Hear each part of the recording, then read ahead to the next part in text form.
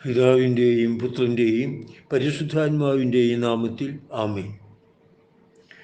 പരിശുദ്ധ കർമ്മല മാതാവിൻ്റെ വത്സല മക്കളായ പ്രിയപ്പെട്ട സഹോദരി സഹോദരന്മാരെ, ഇന്ന് ആണ്ടുവട്ടത്തിലെ 4-ാം വാരം വ്യാഴാഴ്ചയാണ്. ഇന്നത്തെ സുവിശേഷ ഭാഗം മർക്കോസിൻ്റെ സുവിശേഷം 6-ാമത്തെ അധ്യായം 7 മുതൽ 13 വരെയുള്ള വാക്യങ്ങളാണ്. മാർക്കോസ് 6, 7 മുതൽ 13 വരെ. വളരെ പ്രത്യേകമായി ഇവിടെ കാണുന്ന ഒന്ന്, യേശു ശിഷ്യന്മാരെ അയക്കുന്നു. ആ രംഗമാണ് വിവരിക്കുന്നത്. കഴിഞ്ഞ ദിവസം നമ്മൾ കണ്ടു, യേശു സ്വദേശത്ത് അവഗണിക്കപ്പെടുന്നു. അവിടുത്തെ ചോദ്യം ചെയ്യുകയും അവിടുത്തെ അറിവും ഈ ശക്തിയൊക്കെ എവിടെ നിന്ന് കിട്ടിയെന്ന് ചോദിക്കുകയും മറിയത്തിൻ്റെയും മകനും യാക്കോബിനുകളുടെ സഹോദരനുമല്ലേ, മരപ്പണിക്കാരനല്ലേ, ഇങ്ങനെയൊക്കെ പറഞ്ഞ് അവനിൽ ഇടറി എന്നൊക്കെയാണ് ഇവിടെ പറയുന്നത്. സ്വന്തം ദേശത്ത് അവഗണിക്കപ്പെടുന്ന പ്രവാചകൻ, തിക്തമായ അനുഭവം അവിടത്തേക്കുണ്ടായി. അവരുടെ അവിശ്വാസം മൂലം അവിടെ അവർക്കൊന്നും തന്നെ ചെയ്യുവാൻ സാധിച്ചില്ല. അവരുടെ വിശ്വാസരാഹിത്യത്തെക്കുറിച്ച് അവൻ വിസ്മയിച്ചു എന്നാണ് പറയുന്നത്. ഇങ്ങനെയൊക്കെ ഉണ്ടായ അനുഭവത്തിൻ്റെ വെളിച്ചത്തിൽ കർത്താവ് എടുക്കുന്ന ഒരു പുതിയ തീരുമാനം പോലെയാണ് നഗരങ്ങളിലുള്ള പ്രേക്ഷിത പ്രവർത്തനം തൽക്കാലം നിർത്തിവച്ചിട്ട് ഗ്രാമങ്ങളിലേക്ക് അവൻ തിരിയുകയാണ്. 7-ാമത്തെ വാക്യം, മാർക്കോസ് 6-ാമത്തെ അധ്യായത്തിലെ 7-ാമത്തെ വാക്യം. അവൻ ഗ്രാമപ്രദേശങ്ങളിൽ ചുറ്റി സഞ്ചരിച്ച് പഠിപ്പിച്ചുകൊണ്ടിരുന്നു.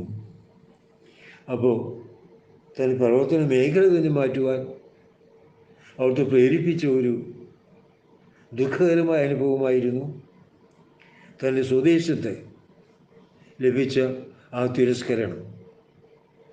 പിന്നീട് അവിടുന്ന് തൻ്റെ നയത്തിൽ മറ്റൊരു വ്യത്യാസം കൂടെ വരുത്തുന്നതായിട്ട് കാണുന്നു. അവൻ തൻ്റെ 12 പേരെ അടുത്ത് വിളിച്ച് 2 പേരെ വീതം അയക്കുവാൻ തുടങ്ങി. ഈ 2 പേരായിട്ട് തനിക്ക് മുൻപേ താൻ പോകാൻ ഇരുന്നിടത്തൊക്കെ ഈ ശിഷ്യന്മാരെ അയക്കുവാൻ അവിടുന്ന് തീരുമാനിക്കുകയാണ്. തൻ്റെ അസാന്നിധ്യത്തിൽ തൻ്റെ ശിഷ്യന്മാർ ഗ്രാമങ്ങളിലേക്ക് പോയി അവിടെ ഈ സുവിശേഷം പ്രസംഗിക്കണം. താൻ തുറന്നുകൊണ്ടുപോകുന്ന ദൗത്യം ഈ ശിഷ്യന്മാർ ഏറ്റെടുക്കണം. അതിനുവേണ്ടി അവിടുന്ന് അവരെ ഒരുക്കുകയും അവർക്ക് നിർദ്ദേശങ്ങൾ നൽകുകയും ചെയ്തു. അവരെ ഒരുക്കി. അതേക്കുറിച്ച് ഇവിടെ പറയുന്നത് എങ്ങനെയാണ്? തൻ്റെ 12 പേരെ അടുത്ത് വിളിച്ച് 2 പേരെ വീതം അയക്കുവാൻ തുടങ്ങി. അപ്പോൾ അടുത്ത് വിളിച്ചു ഒരു പ്രധാനപ്പെട്ട ഒരുക്കം അതായിരുന്നു. സുവിശേഷ പ്രഘോഷണവുമായി പോകുന്നതിന് മുൻപ് ആവശ്യമാർക്ക് ഉണ്ടായിരിക്കേണ്ട ഒരു വലിയ കാര്യം യേശുവിൻ്റെ കൂടെയായിരിക്കണം, യേശുവിൻ്റെ കൂടെ ജീവിക്കണം, യേശുവിൻ്റെ വാക്കുകൾ കേൾക്കണം, യേശുവിൻ്റെ പ്രവർത്തന ശൈലി മനസ്സിലാക്കണം, യേശുവിൻ്റെ ജീവിത രീതി സ്വായത്തമാക്കാൻ നോക്കണം, യേശുവിൻ്റെ സംസാര രീതിയും ശുശ്രൂഷ രീതിയും ഒക്കെ അവർ മനസ്സിലാക്കി അത് ആവർത്തിക്കാനാണ് ഗ്രാമങ്ങളിലേക്ക് അവർ പോകേണ്ടത്. ആദ്യം അവിടത്തോടു കൂടിയായിരിക്കണം. കൂടുതൽ അവിടുത്തെ ഡിസൈപ്പിൾഷിപ്പ്, ആ ശിഷ്യത്വവും അത് അവർ ഉൾക്കൊള്ളണം. ആ ശിഷ്യത്വത്തിൽ നിന്ന് കൂടുതൽ വ്യക്തിപരമായ അടുപ്പവും ബന്ധവും ഒക്കെ കർത്താവുമായി സ്ഥാപിച്ചെടുക്കുവാൻ അവർക്ക് കഴിയണം. എന്നാൽ മാത്രമേ ഈ ദൗത്യമാർക്ക് നിറവേറ്റുവാൻ സാധിക്കുകയുള്ളൂ. അപ്പോൾ ആദ്യത്തെ ഒരുക്കം അവരെ അടുത്തേക്ക് വിളിച്ചു. അടുത്ത് വിളിച്ച് പിന്നെ ചെയ്യുന്നത് 2 പേര് വീതം അയക്കുവാൻ തുടങ്ങി. എന്തുകൊണ്ടാണ് 2 പേര് വീതം അയക്കുന്നത്? അതും വാസ്തവത്തിൽ വളരെ ഏറെ അർത്ഥപൂർണമായ ഒന്നാണ്. തനിച്ചു പോകുന്നതിനേക്കാൾ നല്ലത് ഈ ആശയവും കർത്താവിൽ നിന്നുള്ള ആ സഹവാസത്തിൻ്റെ അനുഭവമൊക്കെ ഉള്ളവർ ഈ രണ്ടുപേരായി പോകുമ്പോൾ അതിന് കൂടുതൽ ശക്തി ഉണ്ടാവും. പരസ്പരം സഹായമാണ്, പരസ്പരം പ്രോത്സാഹനമാണ്, പരസ്പരം തെറ്റിൽ വീഴാതെ താങ്ങി നടത്തുന്ന അനുഭവം, ഇതൊക്കെ അവർക്കുണ്ടാകും ഈ രണ്ടുപേരായിട്ട് പോകുമ്പോൾ. കർത്താവ് അതുകൊണ്ടാണ് അവരെ ഈ രണ്ടുപേരായിട്ട് അയക്കുന്നത്. എന്നിട്ട് പറയുന്നത്, രണ്ടുപേരെ ഇത് അയക്കാൻ തുടങ്ങി. അശുദ്ധാത്മാക്കളുടെ മേൽ അവർക്ക് അധികാരവും കൊടുത്തു.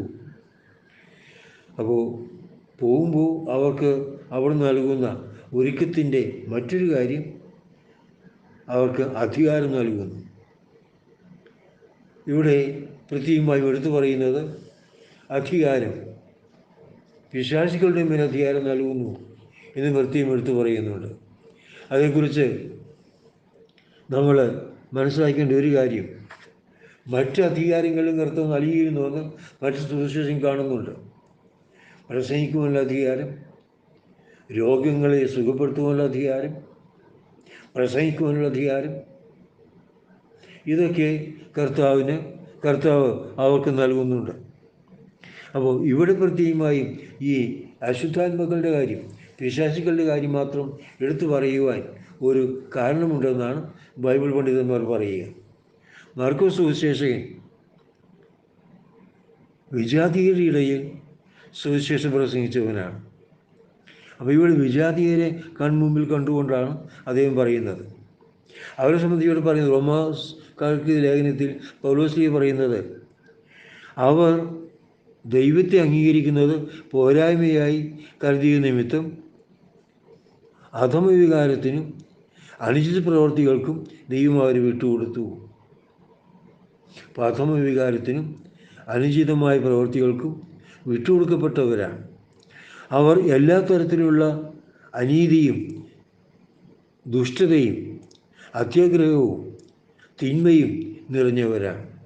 നമുക്ക് എത്രയ്ക്ക് എങ്ങനെ ജീവിതത്തെ കറുത്ത മഷി കൊണ്ട് വരയ്ക്കാം, ചിത്രീകരിക്കാം എന്ന് ഇവിടെ എടുത്തു കാണിക്കുകയാണ്. അസൂയ, കൊലപാതകം, ഏഷണി, കലഹം, വഞ്ചന, പരദ്രോഹം എന്നിവയിൽ അവർ മുഴുകുന്നു.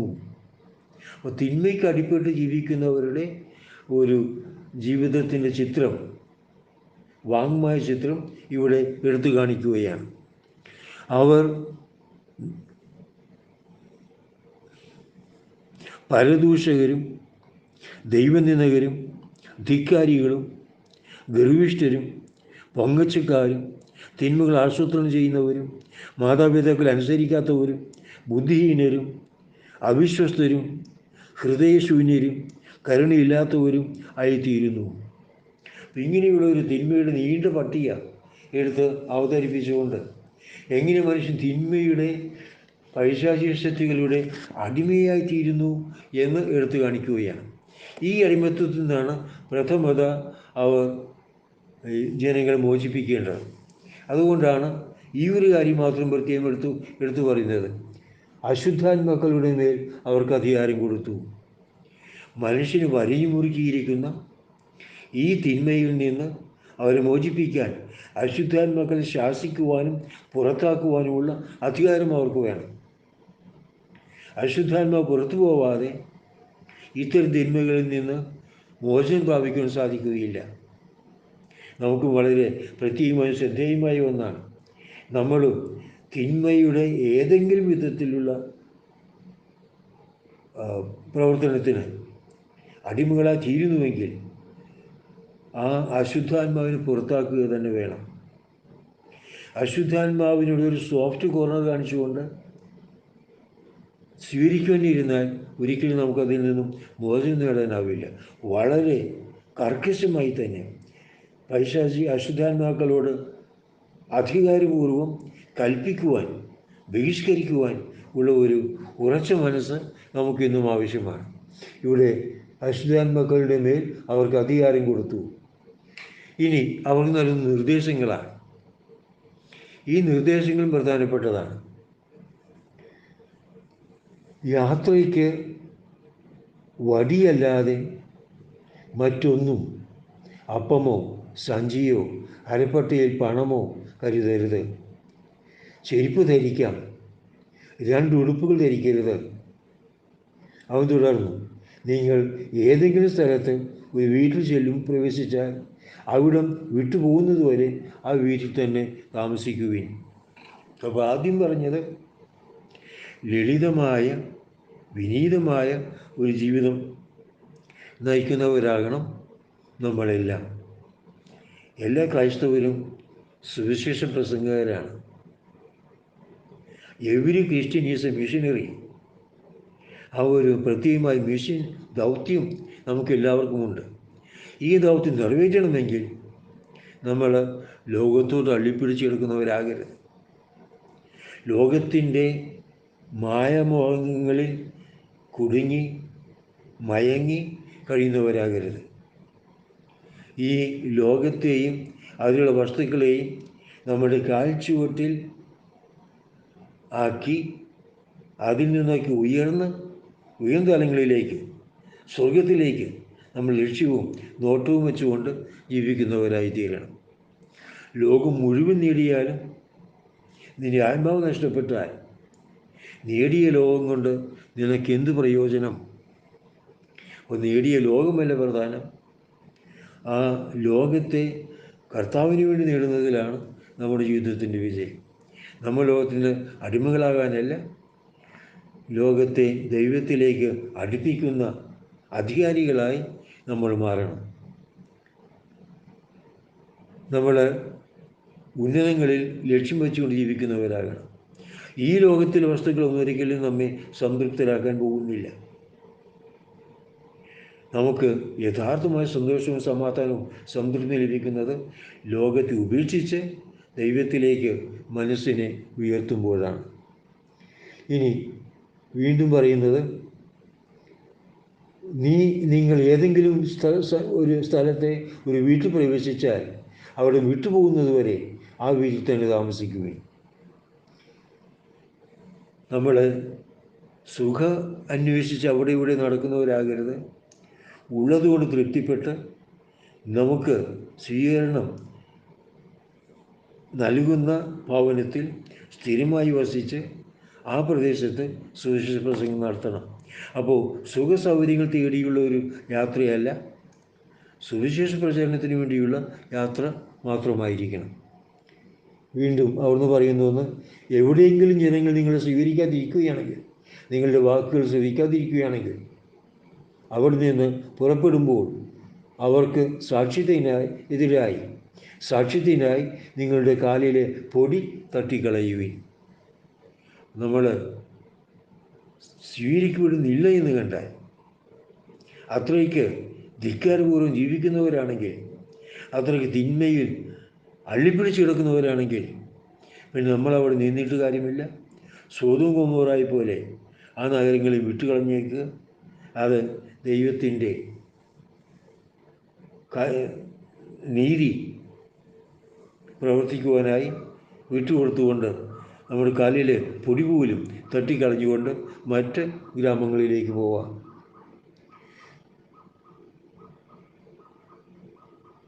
ശിഷ്യന്മാർ പുറപ്പെട്ടു, ജനങ്ങളോട് അനുതപിക്കുന്നതിന്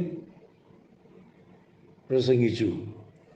അനുതാപത്തിൻ്റെ പ്രസംഗമാണ് അവർ പ്രഥമത നൽകിക്കൊണ്ടിരുന്നത്. അപ്പോൾ കർത്താവ് പിശാചുക്കളെ ബഹിഷ്കരിക്കുവാൻ, അശുദ്ധാത്മാക്കളെ ബഹിഷ്കരിക്കുവാൻ പറഞ്ഞുവെങ്കിലും അതിൻ്റെ പ്രധാന പടി ഒരു യഥാർത്ഥമായ ജീവിത പരിവർത്തനം, യഥാർത്ഥമായ മാനസാന്തര അനുഭവം ഉണ്ടാകണമെന്നതാണ്. അതിനുവേണ്ടി ജനങ്ങളെ പ്രചോദിപ്പിക്കുകയും അവരെ ഉപദേശിക്കുകയും അവരോട് പ്രസംഗിക്കുകയും ചെയ്യുകയും. അനേകം പിശാചുക്കൾ പുറത്താക്കി. അപ്പോൾ അനുതാപത്തിന് പ്രസംഗിച്ചു, പിശാചുക്കൾ പുറത്താക്കി, അനേകം രോഗികളെ സുഖപ്പെടുത്തി, തൈലം പുരട്ടി അവരെ സുഖപ്പെടുത്തുകയും ഒക്കെ ചെയ്തു. നമ്മൾ കർത്താവിൻ്റെ ശിഷ്യന്മാരെ കർത്താവ് ഏൽപ്പിച്ച ഈ പ്രവൃത്തി ചെയ്തുകൊണ്ട് പോകുവാൻ, മുന്നോട്ട് പോകുവാൻ പ്രത്യേകം വിളിക്കപ്പെട്ടിരിക്കുന്നവരാണ്. പരിശുദ്ധ അമ്മേ, കർമ്മല മാതാവേ, ഞങ്ങൾ അങ്ങയെ സ്തുതിക്കുന്നു. ഞങ്ങളെ തന്നെ അങ്ങേ തൃപ്പാദങ്ങളിൽ സമർപ്പിക്കുന്നു. അങ്ങേ തിരുക്കുമാരൻ ശിഷ്യന്മാർക്ക് നൽകിയ ആ നിർദ്ദേശങ്ങളും ആ പ്രത്യേകമായ ഒരുക്കങ്ങളും മനസ്സ് ഏറ്റെടുക്കുവാൻ ഞങ്ങളെ അങ്ങ് പ്രാപ്തരാക്കണമേ. ഈ ലോകത്തിന് വേണ്ടി ജീവിക്കുന്നവർ എന്ന ചിന്ത പാടി വെടിഞ്ഞുകൊണ്ട് ഈ ലോകത്തിലാണെങ്കിലും ലോകത്തിന് വേണ്ടിയല്ല ദൈവത്തിന് വേണ്ടി ജീവിക്കുന്നു എന്നുള്ള ഒരു ഉറച്ച ബോധ്യത്തിലേക്ക് ഞങ്ങൾ നയിക്കുകയും അതനുസരിച്ച് ഞങ്ങളുടെ ജീവിതത്തെ ക്രമീകരിക്കുവാൻ ഞങ്ങളെ സഹായിക്കുകയും ചെയ്യണമേ. പിതാവിൻ്റെയും പുത്രൻ്റെയും പരിശുദ്ധാത്മാവിൻ്റെയും നാമത്തിൽ ആമേൻ.